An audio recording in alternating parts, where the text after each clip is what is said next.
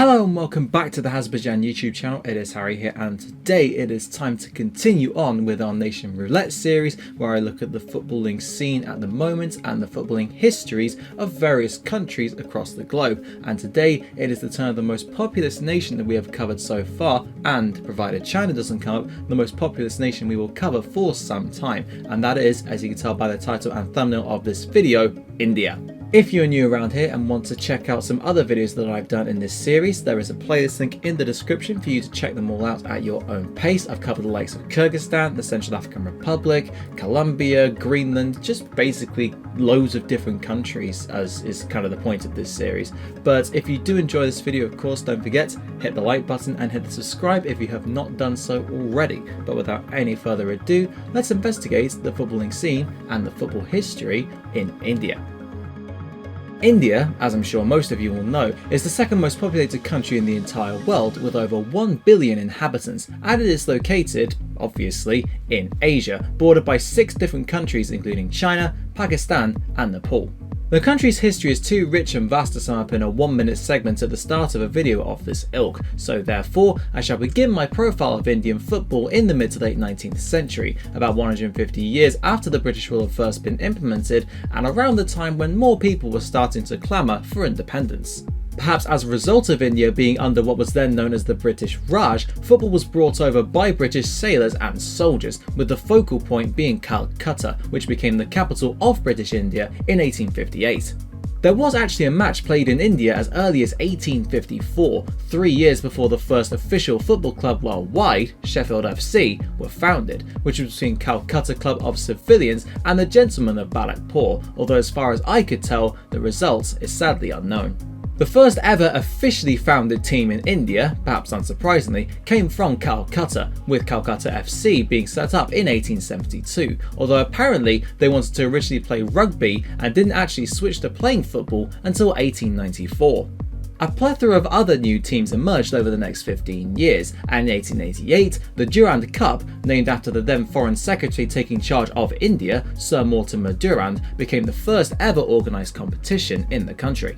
However, much like with many of the other competitions that were to be created over the next few years, including Calcutta's League and the IFA Shield, it consisted entirely of British teams, most of whom were army regiments. Indian locals were ostracised from becoming members of those teams, with keen players mostly restricted to youth and/or local teams, although they were allowed to watch games played out by the British teams, almost as a symbol of the superiority complex that was all too prevalent during the colonial rule. The Durand Cup didn't allow Indian teams to take part in it until 1940, by which point British soldiers were starting to move out of India to fight in World War II, but it is still going today, making it the 4th oldest football tournament in the world, behind only the English, Scottish and Welsh FA Cups. Before too long, an all-Indian club by the name of Mohun Bagan, which was founded in 1889 through Bengal's intelligentsia and aristocracy, started to make waves across the country.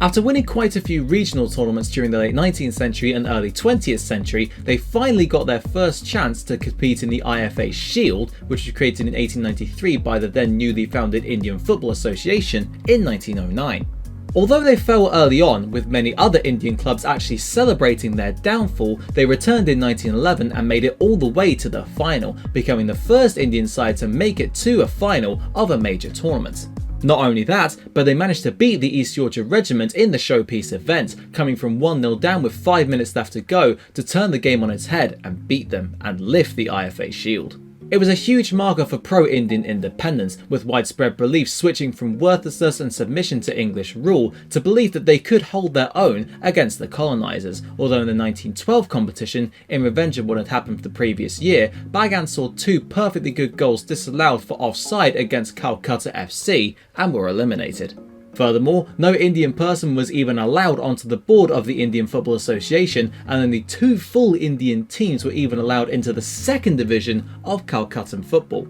More seeds of change were starting to be sown throughout the 1930s, when a myriad of new Indian clubs were founded, setting up their own FA, the All Indian Football Federation, hereafter known as the AIFF, with many of the clubs in the British-controlled Calcutta League system threatening to leave it to join the AIFF should the new teams not be allowed into the IFA as well. The British finally relented, which was another indication of a power shift towards the colonised populace, especially when one team, Mohammedan Sporting, were repeated winners of the Calcutta League during the 1930s and were the first Indian team to win the Durand Cup in 1940, some 52 years after its first tournament. That was the last time that the competition would be held until 1950, as World War II interrupted things pretty much across the world, and India finally managed to go through the complex process of secession from British rule throughout the 1940s, which was finally signed off in 1947. Immediately, the AIFF became the football association that represented India's footballing scene, and in 1948 they became affiliated with FIFA. 10 years prior, the national team had played their first ever match, which was a 5-3 loss to Australia, although that was still under British rule, meaning that it didn't count as an official game. Their first match post-independence was actually at the 1948 Summer Olympics, which is the first international football tournament to be held after World War II and, perhaps ironically enough, was held in London, with the team, of whom not much was known outside of India, giving an extremely good account of themselves in the first round against France. They were expected to lose very handsomely, but although they ended up being defeated 2-1, they gave France quite a few scares, boosting their reputation even more. The team became endeared to the British public, being invited to Buckingham Palace to meet with King George VI, and when the captain, Sally M. Manor, was asked why some players in the team didn't wear boots, he replied with, quote, "Well, you see, we play football in India, whereas you play bootball," close quote, a humorous response that won over many more.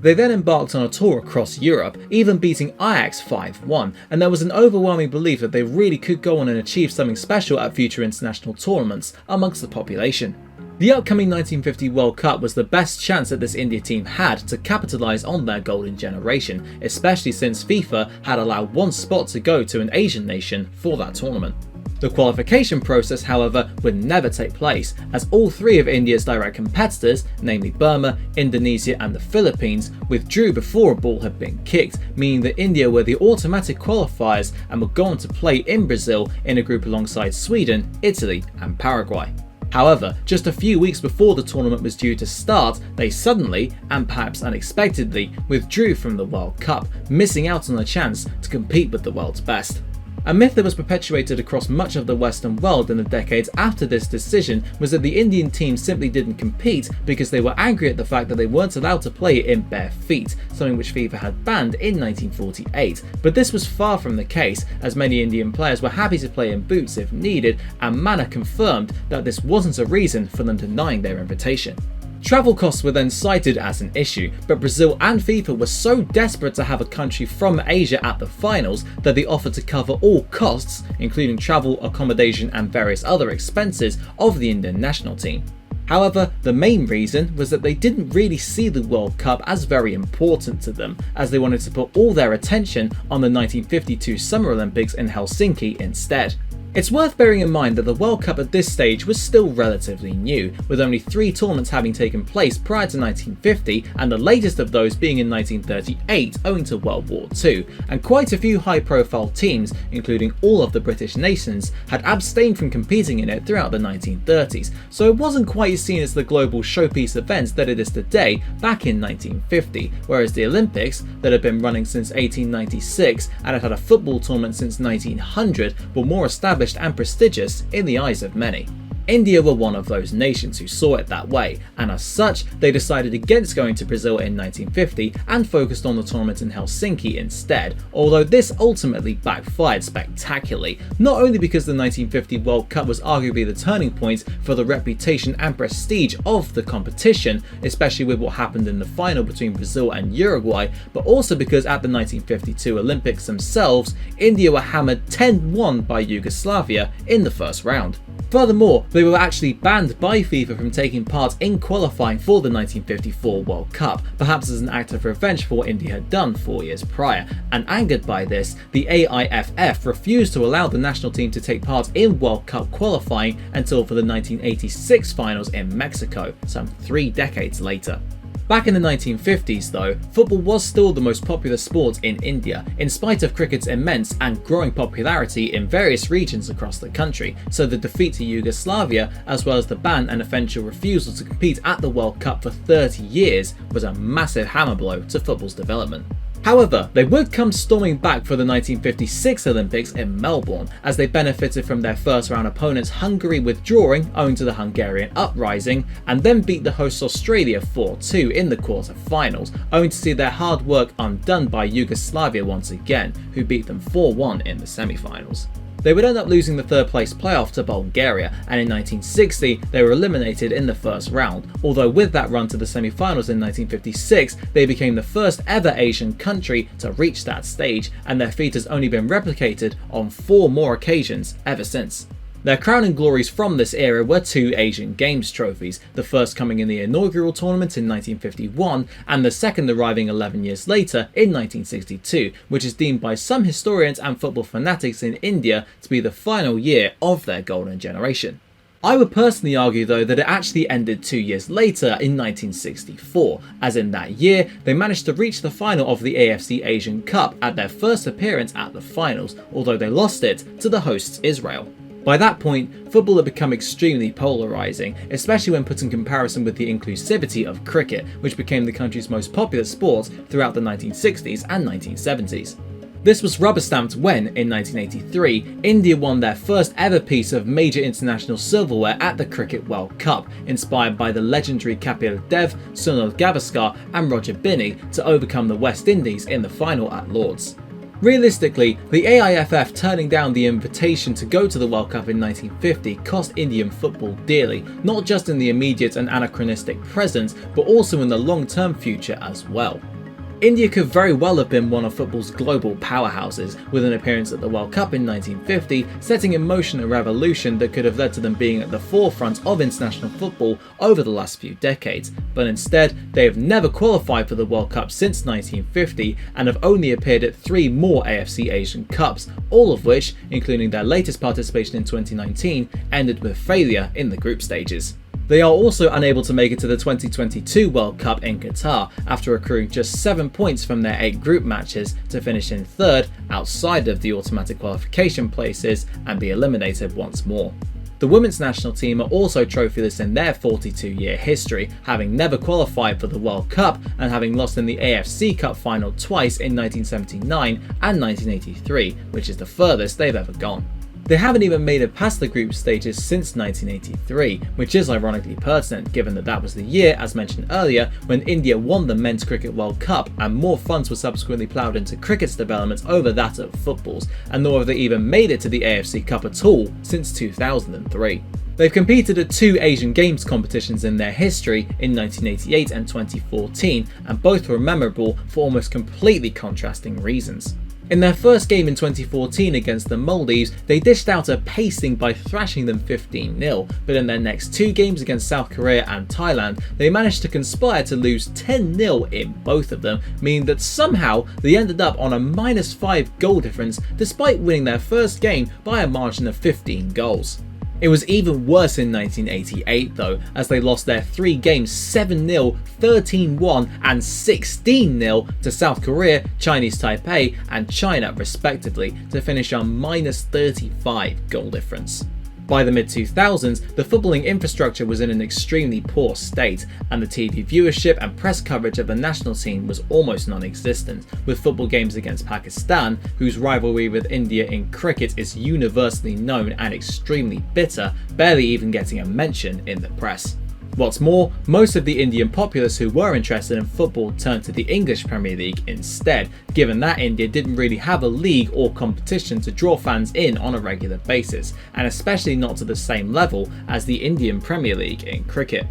However, there were 4 things that made football's popularity turn a corner once more, with the first of them being the appointment of Bob Houghton as national team manager in 2006. Houghton, who found true managerial success in Sweden during the 1970s and 1980s, much like Roy Hodgson, with whom he had a close affiliation, brought the Indian team out of its slumber and helped them achieve a little bit more than they had done in the previous few decades, picking up 2 consecutive Nehru Cups and the AFC Challenge Cup in 2008, which allowed them to qualify for the AFC Asian Cup in 2011. Although Houghton had originally resigned in 2010, he was persuaded to stick around for the tournament in Qatar, but they duly lost all 3 games and Houghton left not long after anyway. Regardless, he had managed to put India back on the competitive scene on the continent, and he gave them building blocks upon which to achieve even more.